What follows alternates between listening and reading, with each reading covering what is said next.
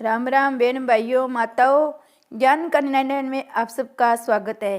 श्रीमद् भागवत महापुराण का पंचम स्कंद का दूसरा दिन हम सब मिलकर सुनते हैं। श्री कृष्ण भगवान की जय।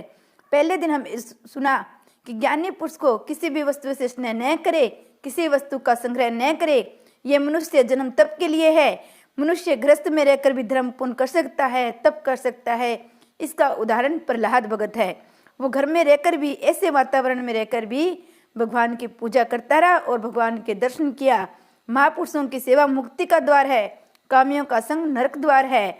रामायण के अंदर 7 भूमिकाएं निर्दिष्ट है: शुभेच्छा, स्वविचारणा, तनुमानसा, सत्वापति, असक्ति, पदार्थ भाविनी और तुर्यगना। इन 7 भूमिकाओं में से प्रथम 3 भूमिकाएं साधन कोटि की है, अन्य 4 ज्ञान कोटि की है। 3 भूमिकाओं तक सैगुण ब्रह्मा का चिंतन करो। ज्ञान की 5वीं भूमिका तक पहुंचने पर जड़ और चेतन की ग्रंथि छूट जाती है, आत्म का अनुभव होने लगता है। आत्मा शरीर से भिन्न है। इस भूमिकाओं से शरीर की उत्तरोत्तर देहभान भूलता जाता है और अंत में उन्मत्त दशा प्राप्त होती है। ऋषभ देव जी ने ऐसी दशा प्राप्त की थी। ज्ञानी जन भी इंद्रियों से डरते हैं। ज्ञानी जन इंद्रियों से डरते हैं, वे इंद्रियों का विश्वास नहीं करते। मन का विश्वास कभी मत करो, बोलने की इच्छा न होने पाए। इसलिए ऋषभ देव जी अपने मुंह में पत्थर रखते थे। यौवन में ही वैराग्य न आए, सांसारिक विषयों के प्रति अरुचि न हो पाए, प्रभु भक्ति प्राप्त नहीं होती है। विषयों के प्रति जब तक वैराग्य न जागे तब तक भक्ति का आरंभ नहीं होता है। आंख को शक्ति देता है मन, मन को बुद्धि शक्ति देती है और बुद्धि को शक्ति देती है परमात्मा। आंख के साथ मन न हो तो वस्तु दिखाई नहीं देती। ऋषभ देव जी कर्नाटक आए, दावागिन में बुद्धि पर प्रवेश किया। देह जलती है पर आत्मा तो कुछ नहीं देखता। ऐसी आत्मनिष्ठा परमहंसों के लिए है। ऋषभ देव जी का चरित्र सामान्य मनुष्य के लिए अनुकरणीय नहीं है। ऋषभ देव जी का सबसे श्रेष्ठ पुत्र था भरत। इसी भरत के नाम से अपने देश का नाम भरतखंड पड़ा। ऋषभ देव जी के पश्चात भरत ने देश का शासन संभाला। उनकी कथा वर्तमान काल के लिए विशेष उपयोगी है। भरत जी महाभागवत है। उनके संग से सभी भगवत भाव जागता है। उनके संग में आने वाले भक्ति रंग में रंग जाते थे। भरत जी ने विहार की मर्यादा का कभी उल्लंघन किया न था। वे वो महावैष्णव होने पर भी यज्ञ करते थे। अग्नि ठाकुर जी का मुख है। प्रत्येक देव को इष्ट का ही देव स्वरूप मानकर अन्य देवों में कृष्ण का अंश मानकर पूजा करते थे। अनेक यज्ञ करके उनका सारा पुण्य भी श्री कृष्ण के चरणों में अर्पित करते थे। कर्म फल परमात्मा को अर्पित करोगे तो आनंद होगा। कर्म फल प्रभु को अर्पित करने से कर्म का अभिमान नष्ट होता है। ईश्वर से अत्यधिक प्रेम करो, तभी किए हुए कर्मों का पुण्य परमात्मा का नष्ट कर सकोगे। पत्नी श्रम करती है, उसका फल देती है अपने पति को। कर्म करो किंतु कर्म के फल के उपभोग की इच्छा न रखो। कर्म फल के उपभोग की इच्छा रखोगे सो कर्म का अलग फल ही मिलेगा। पर यदि वह कर्म फल भगवान को अर्पित करोगे तो अनंत फल मिलेगा। सकाम कर्म की भागवत में कई स्थानों पर निंदा की गई है। सकाम कर्म में क्षति होने पर क्षमा नहीं मिल पाती। भरत निष्काम भाव से कर्म करते थे, उसका पुण्य श्री कृष्ण को अर्पित करते थे। सत्कर्म की समाप्ति में कहना है, अमेन कर्मणा भगवान परमेश्वराय प्रियताम न मम न नमम। ऐसा कहते तो कई लोग हैं किंतु अर्थ नहीं समझते। कर्म कृष्ण अर्पण करने की भावना से ही ब्रज जी यज्ञ करते थे। ब्रज जी को युवावस्था में ही एक दिन वैराग्य हो गया। जिसे युवावस्था में ही वैराग्य हो और संयम करके भजन प्रवृत्ति बढ़ाए, उसे वृद्धावस्था में भगवान की प्राप्ति होती है। वृद्धावस्था में शारीरिक आसक्ति हो जाने के कारण तुम भक्ति नहीं कर सकोगे। तपस्या यौवन में ही की जा सकती है। वृद्धावस्था में तपस्या करने से अगला जन्म सुधरेगा। शरीर दुर्बल होने के बाद ब्रह्मचर्य का पालन करने का कोई अर्थ नहीं है। रामचंद्र जी युवावस्था में वन में गए थे। वनवास के समय उनकी आयु 27 वर्ष की थी। सीता जी 18 वर्ष की। रामचंद्र जी यौवन में ही रावण को मारा था। तुम भी अपनी युवावस्था में ही काम रूपी रावण का नाश करो। वृद्धावस्था में आने वाला वैराग्य सच्चा वैराग्य नहीं होता। जवानी में ही वैराग्य की परीक्षा होती है। जिसके पास कुछ नहीं है वह त्याग करे, इसका कोई अर्थ नहीं है। जवानी में सुख संपत्ति होने पर भी विषय सुख में मन न रमे, वही सच्चा वैराग्य कहलाता है। भरत जी का मन घर में नहीं लगा। राज वैभव सुख संपत्ति स्त्री पुत्र आदि सब कुछ है, परंतु आंखें बंद होने पर इसमें कुछ भी नहीं रह जाता। जन्म के पूरे जीव का रिश्तेदार कोई भी नहीं था, मृत्यु के पश्चात भी कोई रिश्तेदार नहीं रहेगा। आरंभ और अंत में कोई न था, माया बीच में ही भरमाती रहती है।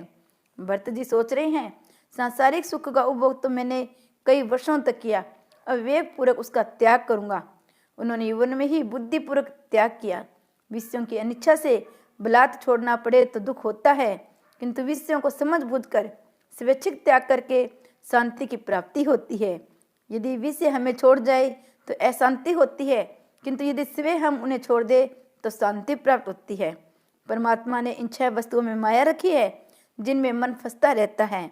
भोजन, द्रव्य, वस्त्र, स्त्री, घर और पुस्तक। इनमें प्रथम 4 प्रधान है, अन्य 2 गौण है। इसमें स्त्री की निंदा नहीं है, काम सुख की निंदा है। ईश्वर की माया विचित्र है। भरत मुनि ने राज्य का त्याग किया, रानियों का त्याग किया, सर्वस्व का त्याग करके वन में गए। वन में एक मरग बाल से स्नेह हो गया, अपने मन में उसे स्थान दे बैठे।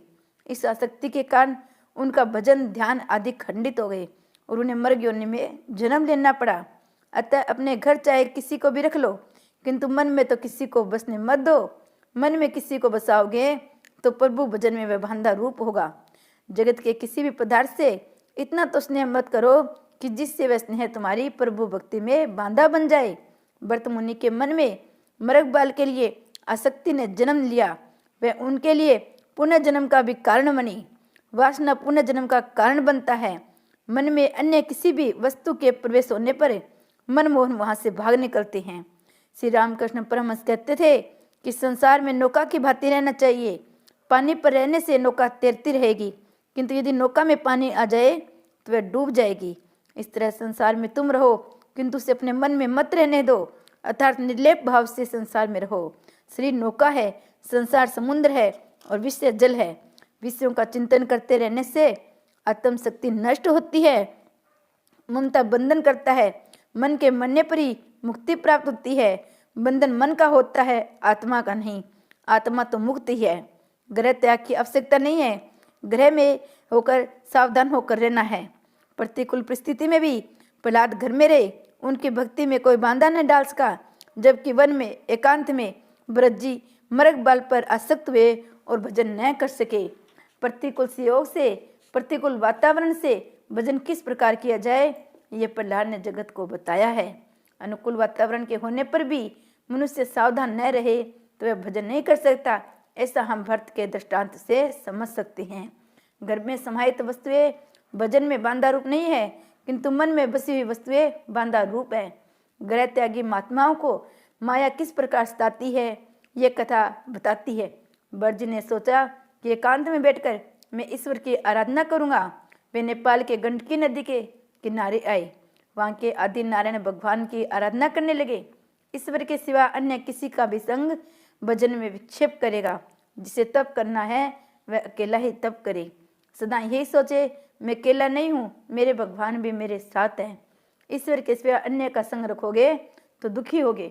भरत जी अकेले ही तप करने गए थे। गंडकी नदी का दूसरा नाम है शालिग्राम नदी।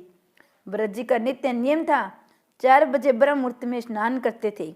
कटी तक जल में खड़े रहे सूर्य नारायण का ध्यान, गायत्री मंत्र का जप करते थे। सूर्य नारायण की कृपा से बुद्धि उज्जवल होती है, अतः उनकी हमें उपासना करनी चाहिए। सूर्य नारायण के उपकार के कारण हम उनके ऋणी हैं। वे जगत को सतत प्रकाश दान करते हैं। उनका उदय न होने पर जगत में प्रलय होता है। समस्त आवर जंगम की आत्मा सूर्य है। सूर्य नारायण सभी को प्रकाश देते हैं, किंतु वे बिजली की कंपनी की भांति अपने को बिल नहीं भेजते हैं। वे रविवार की छुट्टी भी नहीं मानते हैं। जिस दिन वे छुट्टी मनाएंगे जगत में प्रलय आ जाएगी। सूर्य परमात्मा का साकार स्वरूप है। मनुष्य और कौवे में एक बार झगड़ा हो गया था, तो उसमें कौवे ने कहा था, वैसे तो तू अधिक बुद्धिशाली है, किंतु तुझसे मुझसे हमसे एक गुण है, हम सूर्योदय के पहले ही निंद्रा त्याग करते हैं। सूर्योदय के पूर्व ही स्नान आदि करके सूर्य नारायण को अर्घ्य दान करो। रात्रि के 11 बजे के बाद समय राक्षस काल कहा गया है। इस निषिद्ध काल में भोजन मत करो। आजकल तो लोग सिनेमा देखने के बाद 11 बजे भोजन करते हैं। ऐसा करना कठिन नहीं है। सूर्य चंद्र ईश्वर को मर्यादा का उल्लंघन नहीं करते। हे मानव, परमात्मा की मर्यादा का पालन करने के लिए तुझे सुख समृद्धि दी गई है।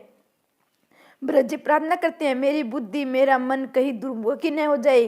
भगवान के तेजोमय रूप का मैं चिंतन करता हूँ। अर्थ और ज्ञान के साथ जप करो।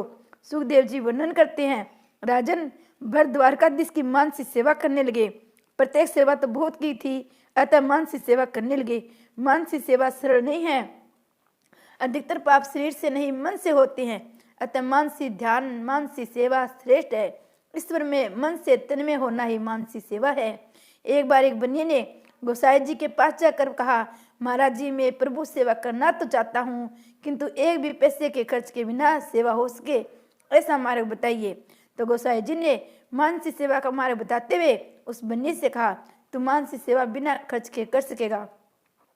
केवल मन का संकल्प करते रहना कि मैं भगवान को स्नान करा रहा हूँ, वस्त्र पहना रहा हूँ, पूजा कर रहा हूँ, भोग लगाता हूँ, भगवान भोजन कर रहे हैं आदि।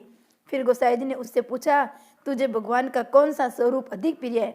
बनिए ने उत्तर दिया, मुझे तो भगवान का बाल कृष्ण रूप ही अधिक प्रिय है।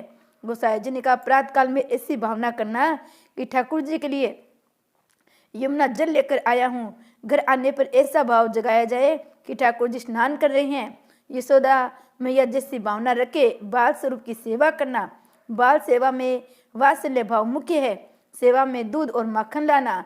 बाद में कन्हैया को मंगल गीत गाकर जगाना। जागो बंसी वाले ललना मोरे प्यारे, रजनी बीती भोर बइये घर घर खुले किबारे। गोपी वही मत सुनित है कंगन के झनकारे, उठो लाल जी भोर बई सुन ठाडे द्वारे। ग्वाल बाल सब करत कोलाहल, जय जय जय शब्द उचारे, माखन रोटी हाथ में लीनो गौवन के रखवारे। मीरा के प्रभु गिरधर नागर शरण आए कुतु तारे, जागो बंसी वाले ललना मोरे प्यारे। यशोदा जी लाला को मनाती थी, इतना माखन खा लेगा तो तेरी चोटी दाऊ जी से भी जल्दी बढ़ जाएगी। उष्णोदक से काल को मांगलिक स्नान कराना, फिर ठाकुर जी का श्रृंगार करना और कन्हैया से पूछना, आज वह कौन सा पीताम्बर पहनेगा। कन्हैया जो कहे वे पीताम्बर पहनाना। श्रृंगार में तन्मयता होने पर ब्रह्मानंद सा आनंद प्राप्त होता है। कन्हैया को नैवेद्य देकर भावना करो कि लाला प्रश्न कर रहा है, फिर आरती करके क्षमा प्रार्थना की जाए। गोसाई जी द्वारा बताई हुई रीति के अनुसार बनिया श्री कृष्ण के बाल स्वरूप की मानसी सेवा करने लगा। प्रतिदिन प्रेम से मानसी सेवा करता था। वह इतना तो तन्मय होने लगा कि सभी वस्तुएं प्रत्यक्ष दिखने लगी। इन सेवा में मन की धारा टूटनी नहीं चाहिए। कोई लौकिक विचार आ जाए तो समझ लो सेवा खंडित हो गई। 12 वर्षों तक उसने मानसी सेवा की। अब एक दिन वह दूध लाया, उसमें चीनी डाली, किंतु उसे लगा कि लाला के दूध में आज कुछ अधिक चीनी पड़ गई है।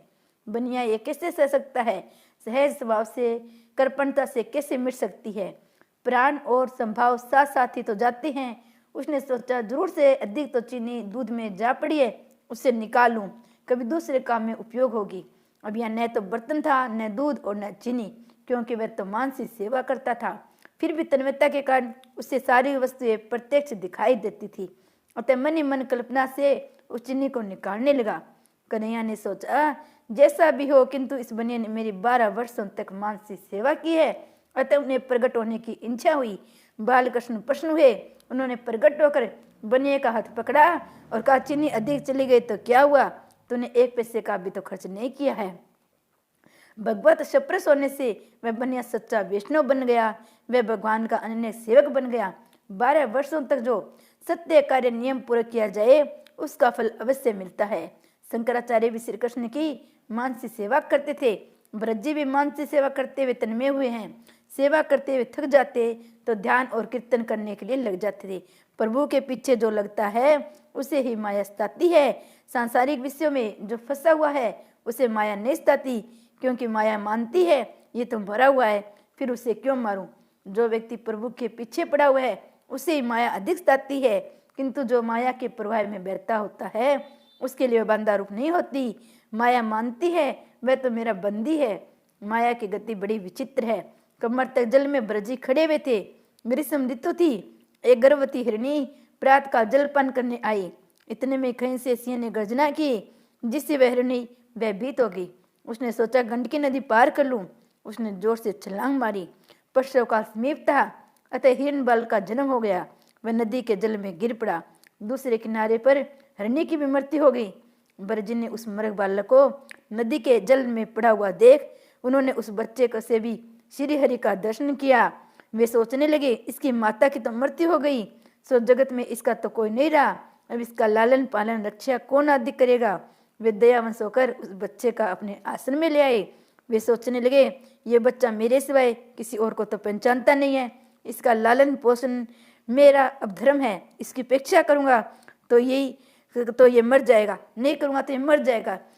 मैं ही इसका पिता हूँ, मैं इसकी माता हूँ, इसका पालन पोषण रक्षा करना मेरा ही कर्तव्य है। उन्होंने सोचा, मैं ही इस मर्ग बाल का रक्षक पिता हूँ, अतः हर प्रकार से मुझे इसकी रक्षा करनी पड़ेगी। जी मानता है मैं दूसरों की रक्षा करता हूँ, अरे तू क्या रक्षा करेगा, तू भी तो काल का ग्रास है। रक्षा करने वाले को प्रभु है, करता हरता श्री हरि है, पालक और श्रृंगार की श्री हरि है। तुम घर में रहो या वन में, तुम्हारी रक्षा करने वाले श्री हरि है। भागवत के 7वें स्कंद के दूसरे अध्याय के 40वें श्लोक में यमराज ने राजा सुयश के रिश्तेदारों को ये उपदेश दिया था। श्री कृष्ण भगवान ने की जय।